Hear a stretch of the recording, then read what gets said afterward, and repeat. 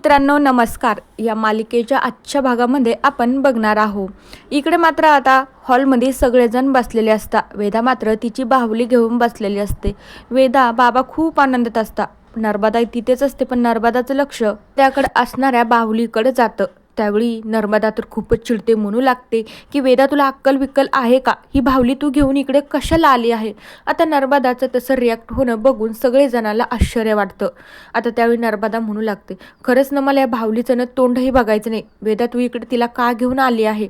आता वेदाही मात्र बिचारी विचारात पडते की नर्मदा आत्याला मी एवढं काय केलं आहे, मी काय चूक केली आहे की नर्मदा आत्ता माझ्यावर एवढं ओरडतात? त्यावेळी अथर्व म्हणू लागतो की नर्मदा आत्या काय झालंय मला सांगशील का?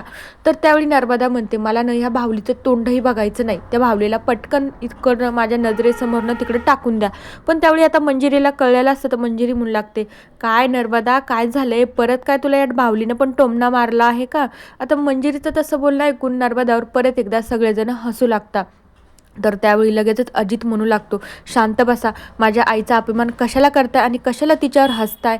आणि मग अजित मात्र त्याच्या आईकडे येतून म्हणू लागतो, तुलाच अक्कल नाही, तू न स्वतःचा अपमान स्वतःच करून घेते. तुला माहिती नाही या घरामध्ये आपलं कुणीच खरं मानत नाही, आपल्यावर कुणीच विश्वास ठेवत नाही. त्यावेळी अजित म्हणू लागतो, आई आता चल इथनं, आपण जास्त अभिमान करून घ्यायची ना, आता माझ्यात तर ताकदच राहिलेली नाही. तुला माहिती आहे ना या घरातले लोक आपल्यावर विश्वास ठेवत नाही. त्यानंतर मग नर्मदा आणि अजित मात्र तिथनं निघून जातो. पण तेवढ्याच वेळात अथर्व मात्र त्यांना थांबवतो. अथर्व म्हणू लागतो, काय झालंय मला सांगा ना, तुला कोण म्हणलंय अजित की आत्यावर आमचा विश्वास नाही? आमचा आत्यावर विश्वास आहे, तू असा गैरसमज करून घेऊ नको.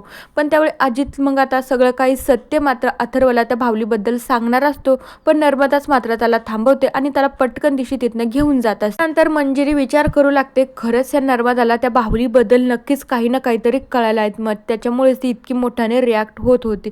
पण नेमकं काय कळायला असेल मला आता हे जाणून घ्यावंच लागेल. त्यानंतर अथर्व मात्र त्याच्या रूममध्ये येतो. त्याचा चेहरा तर पडलेलाच असतो. तर मीरा म्हणू लागते की अथर्वजी काय झाले, तुम्ही असे नाराज का आहात?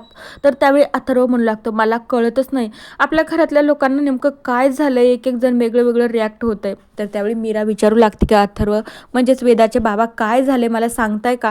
त्यावेळी मग अथर्व खाली घडलेला सगळा प्रकार मीराला सांगतो. मीराही मात्र आश्चर्यानेच अथर्वकडे बघू लागते. तर त्यानंतर मीरा म्हणू लागते, जाऊ द्या वेदाचे बाबा, तुम्ही नका टेन्शन घेऊ, चला बरं का आपण आता जेवायला जाऊ, आपली वाटही बघत असतील. त्यावर अथर्व हो म्हणतो आणि मग मीरा आणि अथर्व खाली जेवण्यासाठी जात असतात. तर दुसरीकडे वेदा मात्र ती बाहुली घेऊन पायऱ्यांवर बसलेली असते. वेदा त्या बाहुलीबरोबर खेळत असते. आता वेदा म्हणू लागते, काय गठमे, मला माहिती बरं का तुझ्यामध्ये जादू आहे.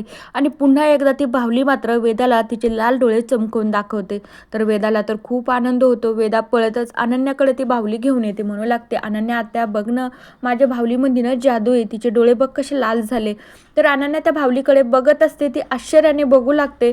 तर त्यावेळी ती बाहुली नॉर्मल होऊन जाते. त्यावेळी अनन्या म्हणते, नाही ग वेदा, कशाचे तिचे लाल डोळे आहे, तुलाच काहीतरी भास झाला आहे वाटतं. पण त्यावेळी वेदा म्हणते, नाही अनन्या आत्या, मी खरं सांगते, माझी बाहुली ना जादूची, तिचे डोळे लाल पण होतात. त्यावेळी आता या दोघींचं बोलणं मात्र अंबिका ऐकत असते. त्यावेळी अंबिका म्हणू लागते, नक्कीच या बाहुलीमध्ये ना काहीतरी जादू आहे.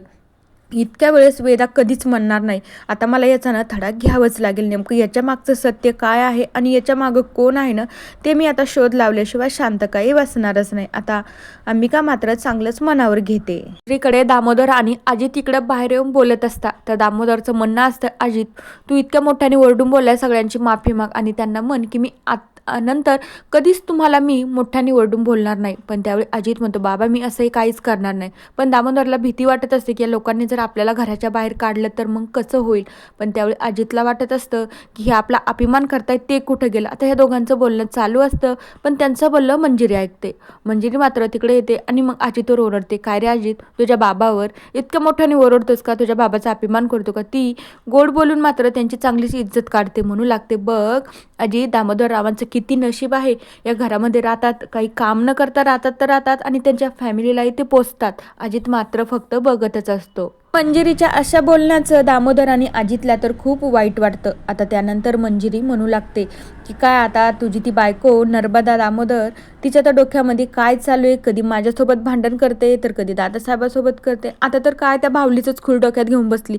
अजित, दामोदर, तुम्हाला त्या बाहुलीबद्दल काही माहिती आहे का? पण त्यावेळी अजित म्हणतो, मला तर काही माहीत नाही. दामोदरही म्हणतो, हो आम्हाला काहीच माहिती नाही.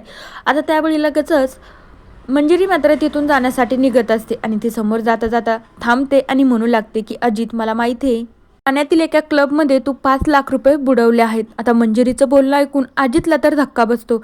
दामोदरला तर कळतच नसतं मी हे काय ऐकतो, कारण की दामोदरला याबद्दल काही माहीतच नसतं. त्या दोघे जण परत एकदा मंजिरीजवळ येऊन उभे राहतात. नंतर मंजिरी म्हणू लागते, बाहेर जाऊन कोण काय करतं ना मला ते चांगलंच माहिती आहे. तर त्यावेळी आता मंजिरी म्हणू लागते की अजित, तुला जर असं वाटत असेल ना मी ही गोष्ट दादासाहेबाला सांगायला नको, तर मला त्या बाहुलीबद्दल सगळं काही सांग. त्या बाहुलीबद्दल जर तू मला खरं खरं सांगितलं तर मी तुला 5 लाख रुपये देईन. त्यावेळी अजित तर खूप खुश होतो आणि जे काही नर्मदासोबत घडलेलं असतं ते सगळं मंजिरीला सांगू लागतो. त्यानंतर मंजिरी तर खूपच चिडते, म्हणू लागते, जा तू इथनं निघून, मी तुझे पैसे ना तुझ्यापर्यंत आणून पोहोचते. आता त्यावेळी अजित आणि दामोदर तिथनं निघून जातात. तर मंजिरी चिडतच म्हणू लागते, मला ना आता लवकरात लवकर त्या मीराला मारून टाकावं लागेल. बाहुलीचं सत्य नर्मदाला कळालं म्हणल्यावर आता सगळ्या घरामध्ये कळायला उशीरच लागणार नाही. मला त्याच्या अगोदरच काही ना काही करावं लागेल आणि मला त्या मीराला मारून टाकावं लागेल. तर दुसरीकडे इकडे मीरा तिचं काम आवरत असते तर अथर्वही तिथेच बसलेला असतो. पण तेवढ्याच वेळामध्ये वेदा मात्र तिची बाहुली घेऊन तिथे येते. तर मीरा म्हणू लागते, काय ग वेदा, ती बाहुली घेऊन तू इकडे कशासाठी आली आहे? तर वेदा म्हणते की खरं सांगू का आई बाबा, ही बाहुली ना माझ्या रूममध्ये ठेवली ना तर कुठेतरी गायब होते, त्याच्यामुळे मी हिला आजपासून इथेच ठेवणार आहे. ही माझी ना जादूची बाहुली आहे. त्यावर अथर्व आणि मीरा पण हसूनच हो म्हणतात. त्यानंतर ते तिघे जण छान अशा गप्पा मारत असतात. पण तेवढ्या वेळात अंबिका तिथे येते. अंबिकाला त्या बाहुलीचं सत्य मीराला सांगायचं असतं. पण या तिघांना हसत खेळत बघताना मात्र आता अंबिका विचार करते, यांना सांगायला नको, आता मीराला कोणतंही टेन्शन द्यायचं नाही. त्यानंतर अंबिका तिथनं निघून जाते. तर दुसऱ्या दिवशी सकाळी मात्र मंजिरी आता विचार करते की दादासाहेब आणि अथर्व ऑफिसला जातील. त्यानंतर वेदा ही स्कूलमध्ये जाईल आणि ती अंबिका त्या मायावर लक्ष ठेवण्यासाठी तिकडं त्या पोलीस स्टेशनला जाईल. तर त्यानंतर अनन्या तिच्या कामामध्ये व्यस्त राहते. तर आता मीरा मला चांगलीच माझ्या सानिध्यात सापडणार आहे. आज मीराला कुणीही वाचवू शकणार नाही. थोड्याच वेळामध्ये वेदा मात्र खूप मोठ्याने म्हणू लागते, ऐका बरं का, आज काय झालंय, आज माझ्या स्कूलला ना सुट्टी आहे, त्याच्यामुळे मी घरीच राहणार आहे आणि तुम्ही सगळ्यांनी कुठंच जायचं नाही, आज सगळ्यांनी घरीच राहायचं, आपण आज लपन-छिपन खेळणार आहे. त्यावेळी वेदाची आयडिया तर सगळ्यांना आवडते. सगळेजण म्हणतात की आपण आज घरीच थांबूया. पण आता मंजिरीचं काय होईल? मंजिरीच्या डोक्यात विचार असतो, सगळेजण जर घरी राहिले तर माझा प्लॅन कसा सक्सेस होईल? मला आजची आज त्या मीराला मारून टाकायचं आहे. तर मित्रांनो, बघूया येणाऱ्या भागात काय होतंय. तोपर्यंत या मालिकेच्या पुढील भागांच्या अपडेटसाठी आपल्या चॅनलला सबस्क्राईब करा. So bye. एपिसोड आवडल्यास कमेंट करून नक्की सांगा.